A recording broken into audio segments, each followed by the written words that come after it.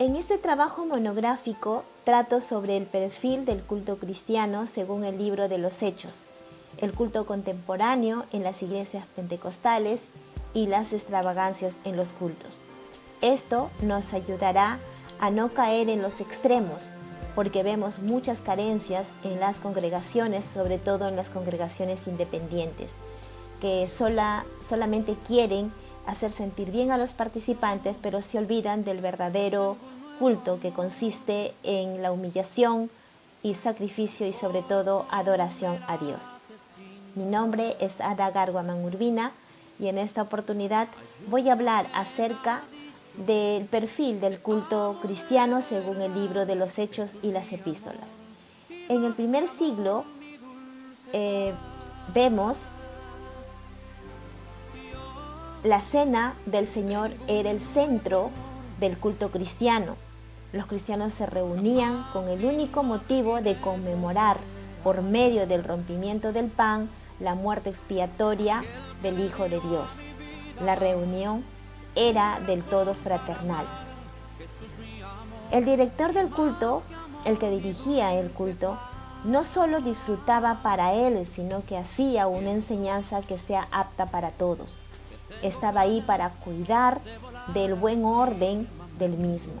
El predicador o el pastor actuaba como encargado por el Espíritu Santo para exhortar y enseñar la doctrina de Jesucristo. Los miembros todos participaban libremente en el culto, algunos dirigiendo la palabra, orando, algunos cantando con salmos o himnos para ser entonados por todos. En Hechos 2:42 encontramos 4 elementos del culto cristiano. El culto en la iglesia del primer siglo dice, y perseveraban en la doctrina de los apóstoles, en la comunión unos con otros, en el partimiento del pan y en las oraciones. Los primeros cristianos tenían un modelo de vida eclesial en el que se reflejaban estos 4 ingredientes, en los cuales perseveraban, practicaban con constancia. Por tanto, perseveraban en la doctrina de los apóstoles, la comunión unos con otros, el partimiento del pan y las oraciones. Estos 4 elementos del culto deben ser considerados como pilares básicos de toda celebración: la palabra, la comunión y la práctica de la Santa Cena y la vida de oración y devoción. Orden del culto según el libro de 1 Corintios 14:26. Se puede apreciar un posible orden de culto sugerido por Pablo para los corintios. ¿Qué es lo que se deduce de esto, hermanos? Pues que siempre que os reunáis, cada uno contribuyan con un salmo, o una enseñanza, o un mensaje directo a Dios, o una lengua, o una interpretación, pero que todo se haga para la edificación de la congregación. Por tanto, en los cultos de aquella época habían himnos, que eran los salmos que siempre se cantaban, y exposición de la palabra de Dios. También habían profecías, mensajes en lenguas, si había interpretación, y finalmente el mandato apostólico, hacerlo todo para la edificación de la congregación. En 1 de Tesalonicenses 5, 16 al 23, el contexto inmediato del pasaje nos habla del reconocimiento y respeto que se debe a los pastores y obreros en su servicio cultural y de la propia labor pastoral. A partir del versículo 16 se presenta una serie de recomendaciones por este orden. Vemos que en el versículo 16 dice, estad siempre gozosos. En el verso 17, orad sin cesar. Verso 18, dad gracias a Dios en todo. 19, no apaguéis el espíritu. 20, no menosprecéis las profecías. 21, 22, examinadlo todo, retened lo bueno, absteneos de toda especie de mal.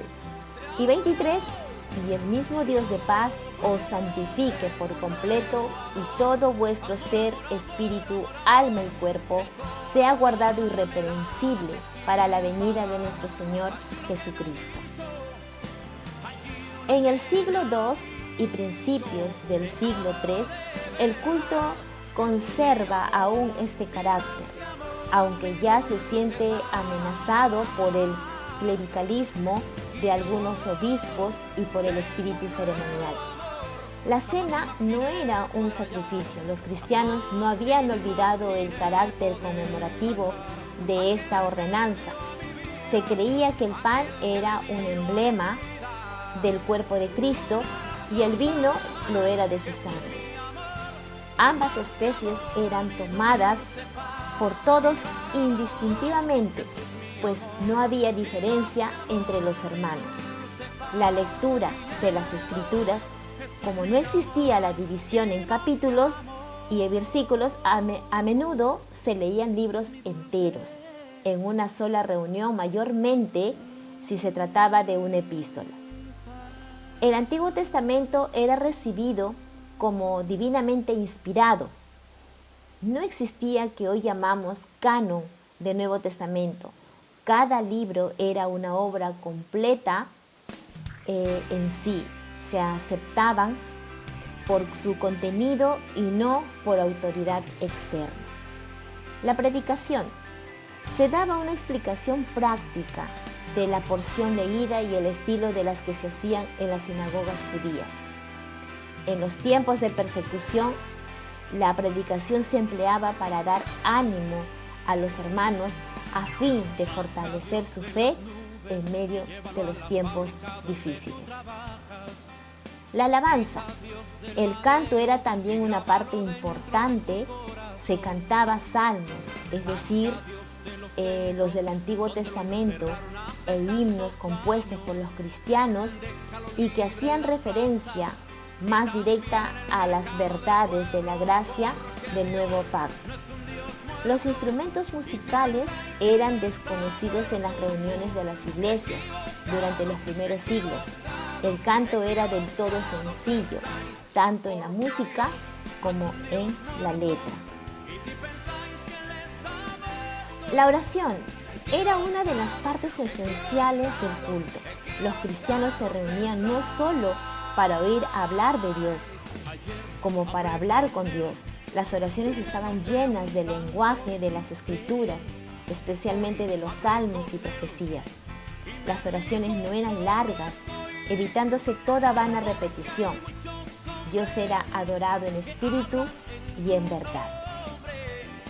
En cuanto a los siglos posteriores, fuera ya del contexto bíblico, hasta principios del siglo III y posteriores, el culto transcurría más o menos bajo el siguiente orden básico: lectura de la palabra, cantos o himnos, oración de pie con plena participación, celebración y acción de gracias con la cena del Señor, colecta para ayudar a las viudas, a los enfermos, a los que estaban encarcelados y demás necesidades que se presentaban. El culto contemporáneo en las iglesias pentecostales. En las iglesias evangélicas pentecostales es visto como un acto de adoración a Dios. La concepción del servicio de adoración es más informal. Generalmente lo dirige un pastor o un hermano cristiano. En regla general, contiene dos partes importantes: la alabanza, el sermón, llevado a la comunión. En algunas iglesias, durante el culto, generalmente hay una guardería para bebés. Niños y jóvenes reciben una educación adaptada, es la escuela dominical, en aulas separadas y por niveles.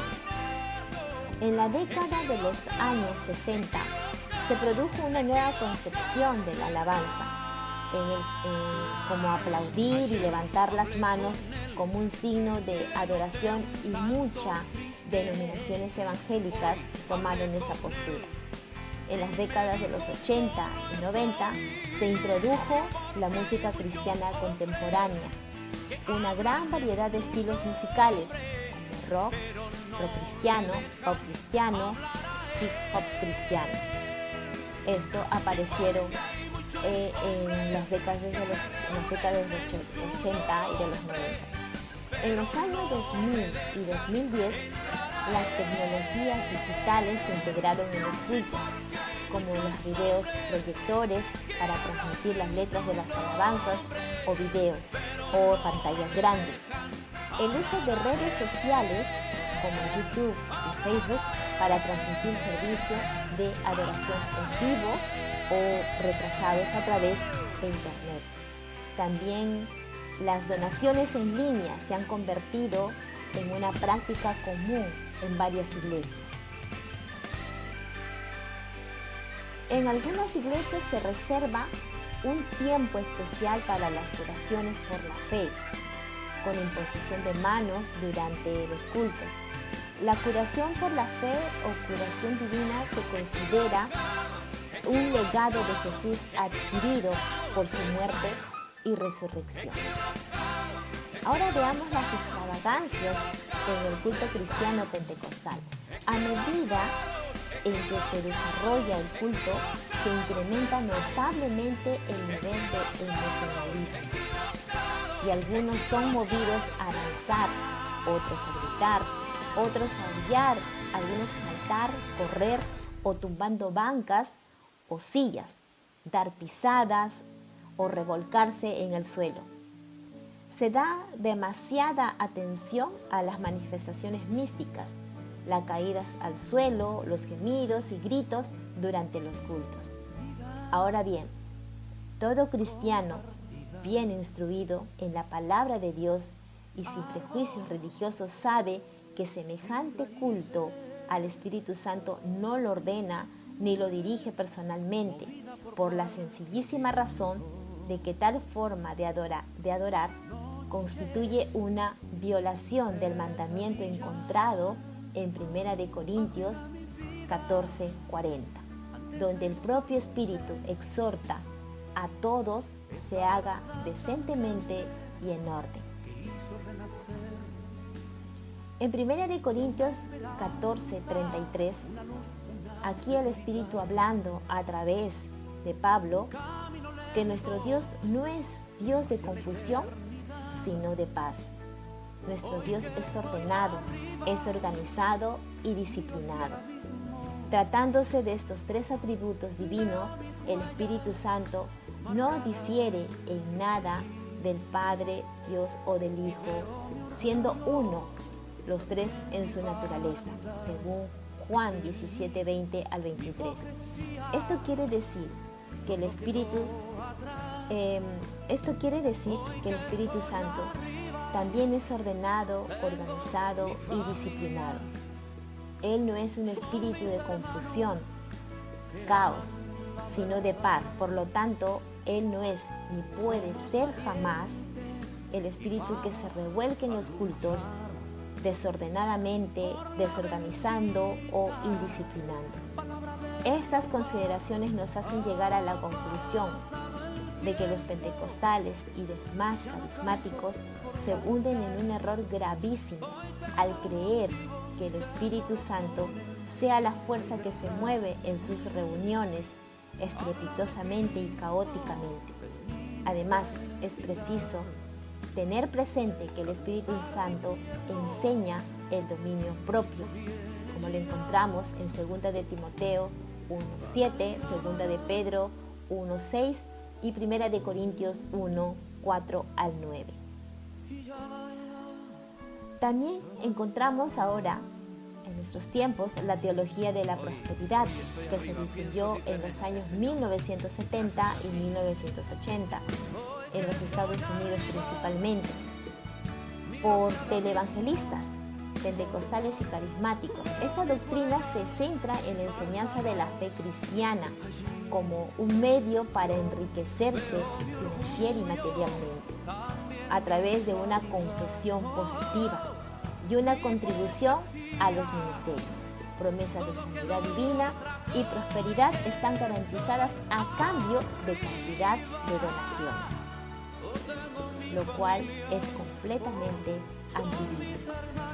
En el pentecostalismo, la enseñanza de la curación por la fe en algunas iglesias se ha observado, el precio de la oración en contra de las promesas de curación. En conclusión, tenemos un sombrío panorama, pero debemos volver a las Escrituras. En 1 Corintios 14:15. ¿Qué debo de hacer entonces? Pues debo orar con el Espíritu, pero también con el entendimiento. Debo cantar con el Espíritu, pero también debo cantar con el entendimiento. Dios los bendiga, mis hermanos, que el Señor nos ayude, nos ilumine para poder realizar un culto como a Él realmente le agrada. Dios les bendiga.